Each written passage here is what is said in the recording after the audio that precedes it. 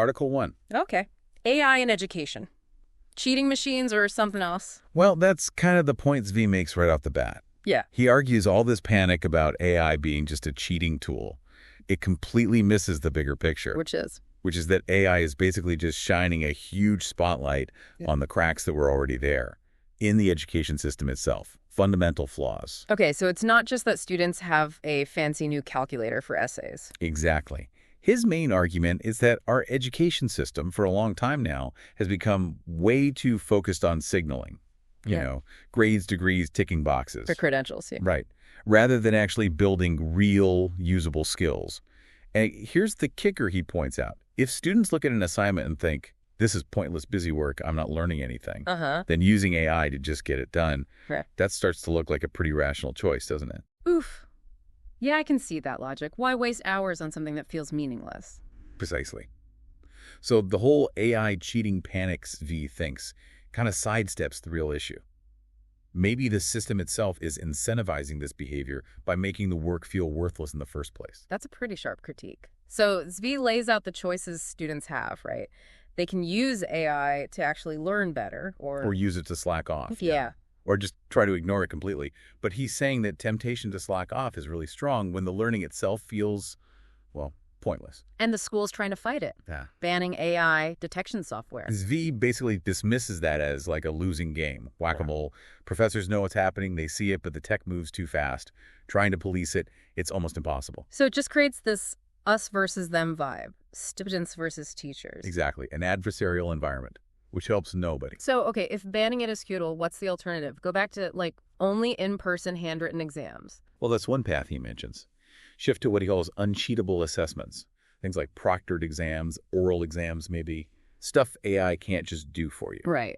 But the more, let's say, forward-thinking idea is to actually embrace AI, to rethink teaching entirely, build it into the learning process. Also, focus assignments on things AI can't easily replicate. Critical thinking, genuine creativity, complex problem solving. Use AI as a tool, not just something to ban. The core idea is stop wasting energy on policing and start focusing on making the education actually valuable. Okay, that makes sense. But he takes it beyond just the classroom walls, doesn't he? This isn't just about grades. Oh, absolutely. He sees AI as forcing a much bigger societal shift. Think about it. If AI can do tasks that used to require specific degrees or skills, what happens to the value of those degrees? Or even the skills themselves? Yeah, the whole foundation starts to look a bit shaky. And he notes how universities seem kind of quiet about it all. Yeah. Almost like they know the old model's losing its grip, but aren't sure what to do. And that whispering earring analogy he uses that really stuck with me. Can you break that down again? It's quite potent. Yeah, it's a powerful image, isn't it? Imagine having an AI constantly whispering the right answer, the optimal path, directly into your ear. Sounds great, right? Easy, efficient. On the surface. But the risk, the big dangers Zvi points to, is this constant reliance, this outsourcing of thinking. It could lead to a hollowing out of our actual thinking and agency. Our brains could just atrophy. Like muscles we stop using. Wow. So it's not just about getting answers easily. Yeah. It's about potentially losing our core ability to think for ourselves, which is frankly terrifying. Yeah, it really is. It's this massive question. How do we function? How do we stay mentally sharp in a world where this incredibly powerful AI help is always available? And if you don't use it, you're maybe at a disadvantage. What's the end game? Heavy, heavy stuff. It really is. And it leads us perfectly into the next topic, OpenAI. You know, the company right at the heart of so much of this AI development.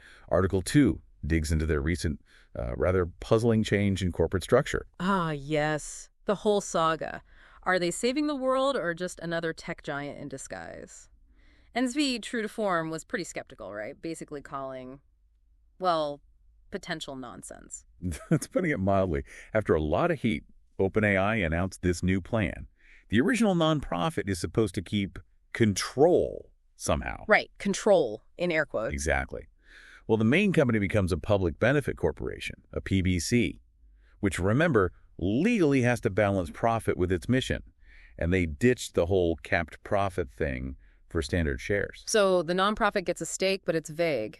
And control is vague. Very vague. A large stake, amount unspecified. Control, definition unspecified. Which is why Zvi and others like Rob Wiblin were raising red flags, calling it bullshit, or urging extreme caution. Because control via shares is very different from the direct power the old nonprofit board had. Massively different. That's the core skepticism. Owning voting shares isn't the same as having the final say on everything. Plus, as a PBC, they have to think about profit. Investors could potentially sue if they don't chase profits aggressively enough. Which is ironic, because didn't OpenAI specifically avoid the PBC model earlier because of those exact concerns? Yep. They explicitly rejected it years ago. So the whole thing feels inconsistent, let's say. The lack of clarity really suggests they might be weakening that original mission commitment, despite saying otherwise. So the suspicion is it's more about PR, appeasing critics without fundamentally changing course towards making serious money from AI. That seems to be the dominant reading, yes. The lack of transparency about what control means, what the financial setup really is. It doesn't exactly inspire confidence. Is it real oversight or just legal cover? But Zvi did offer, like, a tiny sliver of hope, a potential upside, maybe? A very small sliver. He basically said, if the leadership is truly genuinely committed to safety in the mission, then maybe this complex structure gives them some legal protection against shareholder demands that only care about profit. So it keeps the option of acting responsibly open, even if the incentives are now pulling harder towards profit. Potentially. It preserves that possibility. But it's far from a guarantee. Okay, so it's murky. Public pressure had an effect, clearly. But the fight for responsible AI is definitely not over. It's still very much a wait and see. Absolutely. Yeah. Which brings us neatly to our third piece. Mark Zuckerberg and Meta's big plans for AI. And Zvi's take on this one was, well, pretty damning. Seriously fucking dystopian, I think was the phrase. Yeah, that definitely gets your attention. He felt Zuckerberg's vision wasn't just problematic, but that Zuck himself seemed kind of unaware of how bad it sounded. That's the gist of it. Zvi sees these plans as deeply troubling, especially given Meta's existing business model, which is all about engagement. Okay, let's break down some specifics that Zvi found alarming. That ultimate black box for advertising, that sounds kind of terrifying. Zvi certainly thinks so. The idea, you just tell the AI your business goal, and it does whatever necessary to hit it, with minimal human oversight. Huge red flag. Especially since Meta already struggles with stuff like fake accounts and those awful dumb bots on Facebook now. Right. Issues V pins directly on their obsession with engagement metrics over actual quality or user well-being. And then there's the plan to just crank up the addictiveness using AI, making feeds even harder to look away from. It's like they learned nothing from the last decade of criticism. Apparently not. And that leads right into flooding feeds with AI-generated content. Zuckerberg called it the third epoch, after friends and creators. Zvi questions, what's the actual value there if it's just designed to keep you scrolling? Yeah, authenticity goes out the window. But maybe the thing that got the most pushback, the most yikes factor, was the AI companions idea. AI therapists, AI friends. Yeah, Zvi found that incredibly bleak, tackling real human loneliness with synthetic interaction. It feels wrong on a fundamental level. He compared it to treating an illness with, a dangerous drug. And Zuck's justification about people demanding more friends felt pretty thin. Very thin. It sounds like a manufactured need to justify the product. It just paints this picture of substituting real connection with AI simulations, and you have to worry they'd be designed to subtly manipulate you, maybe for commercial reasons. That's the fear. And Zvi really goes after Zuckerberg's apparent belief that people will just choose what's good for them. We're all perfectly rational actors who can resist finely tuned manipulation. Which we know isn't true. Z compares it to defending heroin use by saying, well, it's their choice. It ignores the power dynamics, the psychological hooks. Exactly. He argues Zuckerberg completely ignores how these platforms already exploit our weaknesses. And it's weird, right? Zuck acknowledges superintelligence could be a thing, but then his immediate plans are all about better ads and making Facebook stickier. It feels like a massive disconnect. A huge disconnect. Zvi points out this mismatch, acknowledging world-changing potential and risks, then pivoting straight back to optimizing ad revenue. He also questions Zuck's claim that Meta is leading the open-source AI charge, suggesting it's more about competition, especially from China. So, the AI companions. Zvi's worried they're less about helping people and more about data harvesting and manipulation. That's the core concern. He admits, in theory, a well-designed AI companion might be beneficial.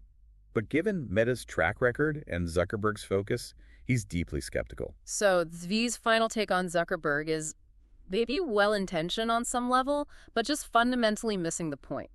Driven by business goals that ignore the potential for real harm. Pretty much. that Meta's AI path risks making our digital lives even weirder, more focused on harvesting our attention and subtly controlling us, rather than offering genuine benefits. Fucking weirder was, I believe, the term used. Okay.